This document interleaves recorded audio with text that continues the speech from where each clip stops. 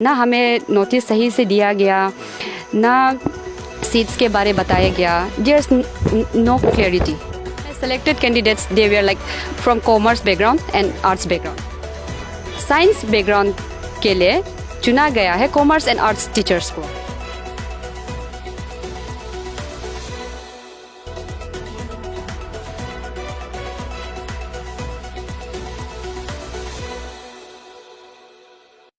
अरुण भूमि के सभी दर्शकों का लोहित जिला से एक बार फिर मैं स्वागत करता हूं. आज एक सवाल कह सकते हैं कि हम प्रशासन के ऊपर में करने जा रहे हैं. हमारा इस रिपोर्ट के ज़रिए से एक एडवर्टाइजमेंट निकलता है जिसमें कहा जाता है कि मैथ्स और साइंस का टीचर जो है उनका अपॉइंटमेंट किया जाएगा 4-4 महीनों के लिए, क्योंकि आप सभी को पता है हमारे राज्य में जो है अभी टीचर्स का कितना शॉर्टेज चल रहा है. तो ये एक एडवर्टाइजमेंट निकला और एडवर्टाइजमेंट जो निकला है ये चीफ मिनिस्टर्स समस्त शिक्षा योजना यानी कि CMSSY के थ्रू से निकला है. इसमें अच्छी तरह से कहा गया है इस ऑफिशियल एडवर्टाइजमेंट में कि जो कैंडिडेट्स है, एस्पिरेंट्स है, उनको जो BSc होना होगा, क्योंकि ये सब्जेक्ट्स जो है ये मैथ्स और साइंस का है.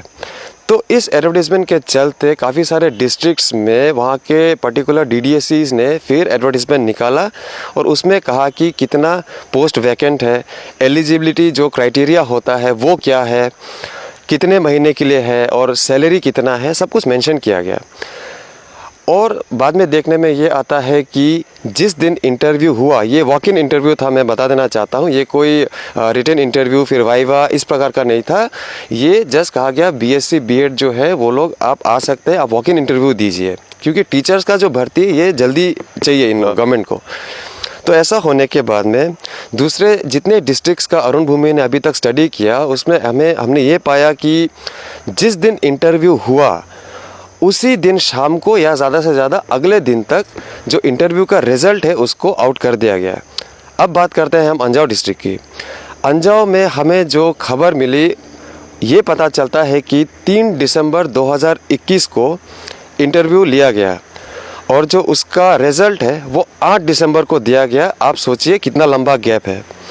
कंप्लेंट्स बहुत सारे हमारे पास आए, बहुत सारे जो कैंडिडेट्स हैं उन्होंने भी कंप्लेंट किया, जो पब्लिक है उन्होंने भी हमसे कहा कि इस बात की छानबीन होनी चाहिए. एक ऐसे ही कैंडिडेट से आपसे मिलवाना चाहूँगा. वेलकम टू अरुण भूमि. आपका पूरा नाम बता दीजिए.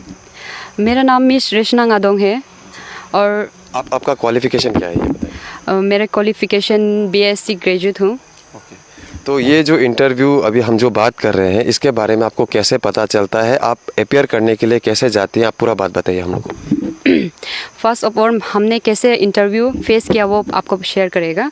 हम लोग 3 दिसंबर को हवाई में वर्किंग इंटरव्यू हुआ एट DC ऑफिस ना. तो इसके बाद होने के साथ रिज़ल्ट हम लोग ने वेट किया कि मॉर्निंग आवर्स में हुआ, तो वर्किंग इंटरव्यू के लिए कितना टाइम लगेगा सोच के हमने सोचा इवनिंग को मिल जाएगा रिज़ल्ट. लेकिन क्या हुआ कि फिर उन लोग ने कहा नेक्स्ट मंडे को दिया जाएगा, क्योंकि नेक्स्ट डे था हम लोग का संडे और सैटरडे. आप ये बात क्लियर कीजिए, आप जो अंजाव डिस्ट्रिक्ट में गई हैं इंटरव्यू देने के लिए, आप तेजू से गई है ना? जी हाँ, तेजू से गई हूँ मैं. और मेरे साथ में दोस्त लोग भी है. हाँ. तो ऐसे होके रिज़ल्ट देने के बाद में बहुत देर रुका हमने रिज़ल्ट के लिए. इतना देर रुका कि हमारे इंटरेस्ट भी चला गया सुनने के लिए.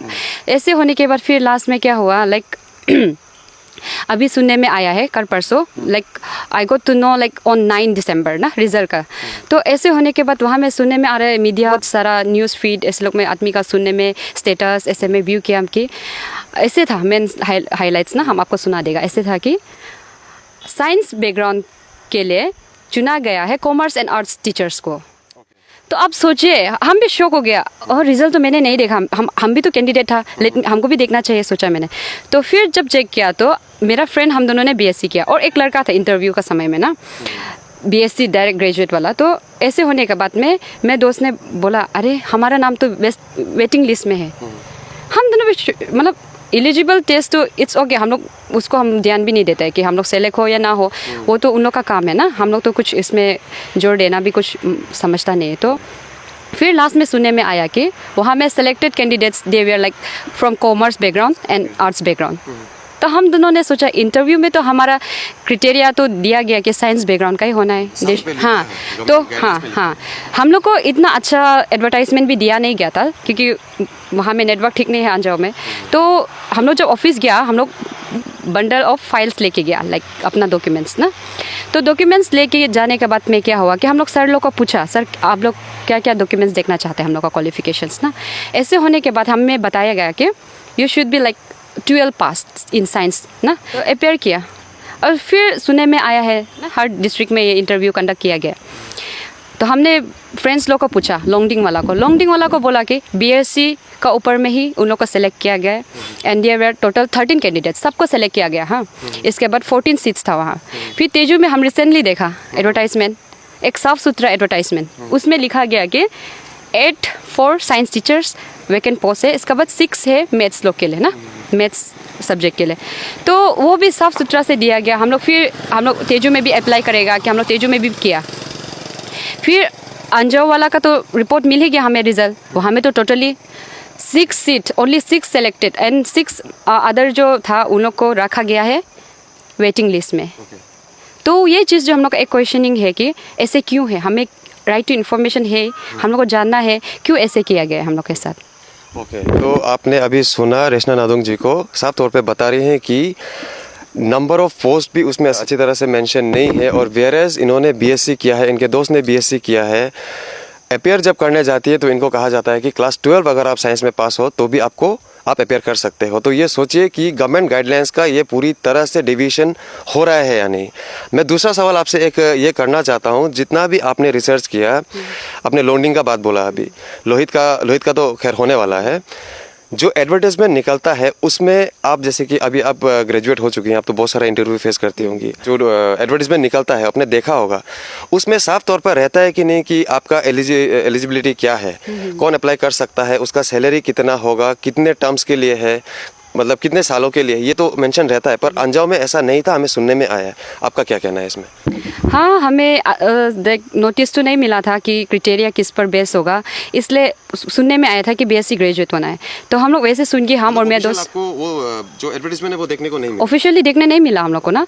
तो हम लोग ने हम लोग वहाँ जाके पूछा ऑफिस, जब इंटरव्यू अपेयर करने से पहले पूछा कि क्राइटेरिया क्या क्या है। तो उन लोग ने कहा साइंस अंजाव में तो बीएससी करने वाला स्टूडेंट्स नहीं है, 12 साइंस वाला को भी हम लोग। उनको कैसे पता चला कि अंजाव में बीएससी करने वाला स्टूडेंट्स नहीं है? मैं ये बात मुझको तब से खटक रहा है, मैं पूछना चाहता हूँ आपको, डीडीएससी अंजाव या डिस्ट्रिक्ट एडमिनिस्ट्रेशन अंजाव को कैसे मालूम कि अंजाव डिस्ट्रिक्ट में बीएससी करने वाला स्टूडेंट्स नहीं है, तो क्लास 12 पास साइंस में जो होगा उससे ये नौकरी करवा लिया जाए? ये इस बात को थोड़ा बताइए। हो सकता है शायद उन लोग का जो प्रीवियस जो एक्सपीरियंस रहा इंटरव्यू का, उसका हिसाब से हो सकता है। तो हमने सोचा 12 तो हम लोग साइंस बैकग्राउंड बिलोंग करते हैं, साथ में हम लोग ने बीएससी भी किया, तो एक उम्मीद जगह है। और हम लोग इंटरव्यू भी फेस किया, लेकिन रिजल्ट देख के तो बहुत डिसअपॉइंटेड है। I am totally disappointed, like एक डिमोटिवेटेड होता है ना हम लोग, डिमोटिवेशन इन केस बोलने से। वी आर स्टूडेंट्स, हम लोग का ये फर्स्ट इंटरव्यू का एक्सपीरियंस इतना अनफेयर किया गया ना, पर्सनली बोलने से अनफेयर ही है ये ना। तो और जो काफ़ी सारे कैंडिडेट्स का वेटिंग लिस्ट में भी था, तो अभी जब मैंने डीडीएससी अंजाव को फ़ोन में बात किया, उनका कहना था कि सभी को नौकरी दे दिया जाएगा।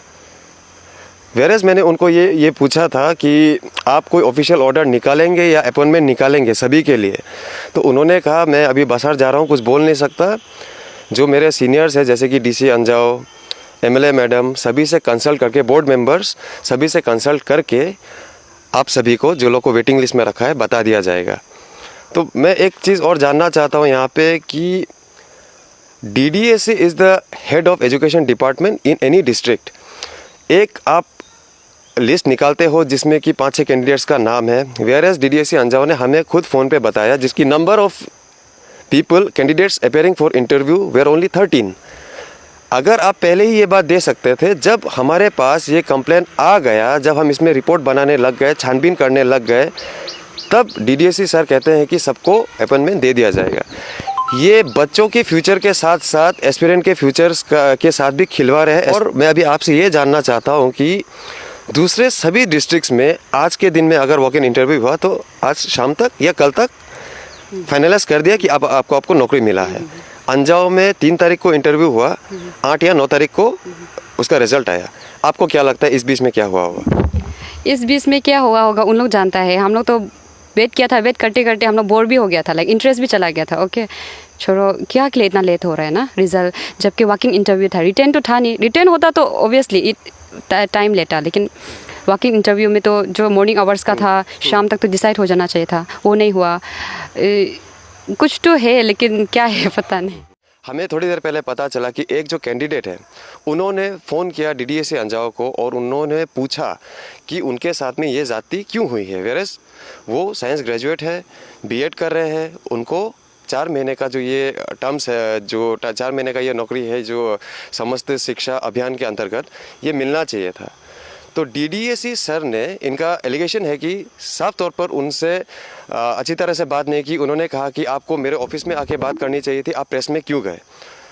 तो मैं DDSC अंजाव से एक निवेदन करूंगा, सर आप थोड़ा सा आप समझिए कि किसी के पास भी एक राइट होता है प्रेस के पास जाने का, अधिकार होता है बोलने का। अगर उनके साथ में कोई ज़्यादती हुई है तो उनके पास में पूरा हक है प्रेस के सामने आने के लिए।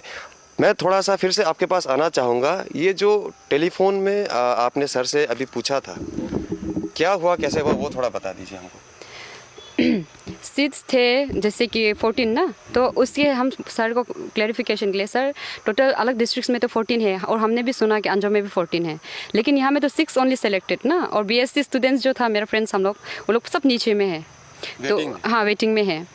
तो वेटिंग का तो हम लोग एलिजिबल है, ये सब हमको नहीं, हमें कुछ फ़र्क नहीं पड़ता। लेकिन ये जो है क्लैरिफिकेशन जब मैंने मांगा तो सर ने बोला ये सब अंदर के बात है, कहा उसने, तो अंदर के बात है। ही टोल्ड मी कि तुम पर्सनली मीट मी ना, मेरा ऑफिस में आओ, हमसे बात करो। तो पर्सनली मैं क्यों जाऊँ, ये चीज़ जो हम अकेला इसको कंप्लेन नहीं दे रहे हैं, हर कोई दे रहा है, और मेरा हम कंप्लेन देना बनता है, आई हैव माई राइट ना कि हम दे सकते हैं। तो अभी हम प्रेस के साथ गया तो उसने कहा कि पहले प्रेस के साथ क्यों गए हो, आप तो हमसे मिल सकते हैं। हम कैसे जाके, अभी वापस हवाई जाएगा, और हम सुना भी है कि वो आउट ऑफ स्टेशन है, हम लोहित से हवाई जाएगा, फिर किस लिए जाएगा, क्योंकि हम सिलेक्टेड नहीं, इन एलिजिबल होने के लिए हम क्यों उसका पास जाएगा ना। एलिजिबल नहीं है तो हम एक्सेप्ट कर रहे हैं, ठीक है, लेकिन जो वहाँ में जो क्राइटेरिया बेस पर सिलेक्शन हुआ वो हमको सेटिस्फाई नहीं हो रहा है। और साथ में लाइक ये इतना जेन्युइन पॉइंट है लाइक एजुकेशन सिस्टम को लेके है। फ्यूचर जाके हमारा अंजाव कहाँ जाएगा अगर अभी से ऐसे करेगा तो कुछ जस्टिस नाम का है नहीं एजुकेशन फील्ड को देख के ना। इतना डिसअपॉइंटेड है हम खुद, हम अकेला नहीं है, मेरा फ्रेंड्स और जितना अंजावासी है सब लोग डिसअपॉइंटेड है कि कहानी क्या है अंदर का, क्लियरिफिकेशन नहीं है, ट्रांसपेरेंसी भी नहीं है। हाँ, वॉकिंग इंटरव्यू क्योंकि हर डिस्ट्रिक्ट में तो हम सुना था। ये रिजल्ट देखने के बाद मैंने बहुत सारा दोस्त लोग से कांटेक्ट किया विद वेरियस डिस्ट्रिक्ट्स का ना, हम पूछा ऐसे तो उन लोगों ने बोला BSc ग्रेजुएट होना चाहिए, ये सब क्वालिफिकेशन होना चाहिए, and seats they are total 14 ऐसे कहा। फिर जब हम लोग अपना अंजाव का देखते हैं तो टोटली डिस्गस्टिंग, कुछ सेटिस्फेक्शन नहीं मिल रहा हम लोग ये सब देख के ना। तो ये एजुकेशन सिस्टम के साथ बिल्कुल खिलवाड़ ना करें, चाहे हम एलिजिबल हो या नहीं है, लेकिन इसको सफाई से ट्रांसपेरेंसी रखना चाहिए, हम इतना ही बोलेगा। DDSC सर का ये भी कहना था कि 1 या 2 जो कैंडिडेट है MA वाले, उनको इसलिए दिया गया क्योंकि वो उसी गांव के हैं और अच्छा से ड्यूटी करेंगे। मैं यही सवाल सर को भी मैं बार मैंने किया कि ये जो आप बात कह रहे हैं इंटरनल मैनेजमेंट, सवाल इसी इंटरनल मैनेजमेंट का है। हो सकता था कि हमारे अंजाव के जो और भी भाई बहन हैं जिन्होंने MA कर रखा है वो भी आते, वो भी अपेयर करते, लेकिन जैसा कि रेशना ने कहा किसी तरह का ट्रांसपेरेंसी नहीं है, सैलरी किसी को बताया नहीं गया, किसी को एलिजिबिलिटी अच्छा से पता नहीं है, किसी को पता नहीं है कि उसका पोस्टिंग कहाँ पे होगा। इंटरव्यू बहुत अच्छा गया, इंटरव्यू बहुत अच्छा जाने के बावजूद आप देखते हैं कि आपका नाम एलिजिबल होने के बावजूद भी आपका नाम जो है वेटिंग लिस्ट में है। हम बाकी का जो निर्णय है वो आपके ऊपर छोड़ते हैं और हम उम्मीद करते हैं कि अगर अंजाव में इस टीचर्स अपॉइंटमेंट को लेकर के किसी प्रकार का भी कोई आपको गड़बड़ी लगता है तो इसका जांच अवश्य कीजिए, ताकि आगे जाकर के जिन बच्चों को ये पढ़ाएंगे उनके साथ भी खिलवाड़ ना हो, और जो खुद ग्रेजुएट B.Ed M.Ed BSc करके बैठे हैं, नौकरी की तलाश में है और छोटा सा एक नौकरी पाने के लिए जाते हैं क्योंकि ये मानते हैं कि फ्री एंड फेयर होगा, अच्छी तरह से होगा, हमें नौकरी मिलेगा, उनका भी यही कहना है कि उनका भी दिल टूट जाता है जब इस प्रकार का धांधली वो देखते हैं। आप देख रहे थे अरुण भूमि। हमारे राज्य के और भी अपडेट्स देखने के लिए जुड़े रहिए अरुण भूमि के साथ, बने रहिए अरुण भूमि के साथ। बहुत बहुत धन्यवाद।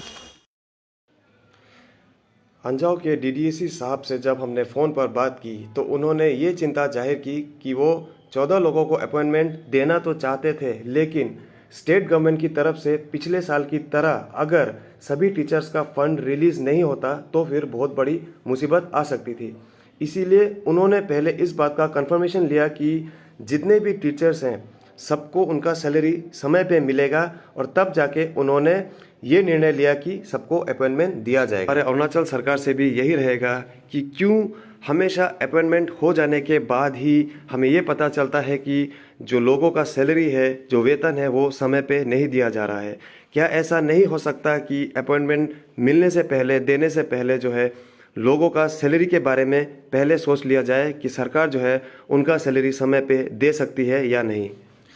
हमारा सवाल तब भी डीडीएसी अंजाव से यही है कि ओरिजिनल एडवर्टाइजमेंट में किस प्रकार से बदलाव किया गया, और अगर बदलाव करना इतना ज़रूरी था तो कैंडिडेट्स जो कि इस इंटरव्यू में अपीयर हो रहे थे उन्हें इस बारे में क्यों नहीं बताया गया। तब जाकर ये हो सकता था कि दूसरे भी कैंडिडेट्स हैं वो भी इस इंटरव्यू में समय रहते अपीयर कर सकते थे। हालांकि डीडीएसी अंजाव ने सभी कैंडिडेट्स को अपॉइंटमेंट देने का वायदा किया है, लेकिन जब उनसे हमने श्योरिटी मांगा तो उन्होंने कहा कि उन्हें सबसे पहले तो अपने बोर्ड मेंबर्स और एमएलए मैडम से इस बारे में बात करनी होगी और उसी के बाद वो कुछ कह सकते हैं। लेकिन ये गौरतलब है कि साथ ही साथ उन्होंने ये भी कहा कि इस अपॉइंटमेंट में किसी प्रकार का पॉलिटिक्स नहीं जुड़ा है।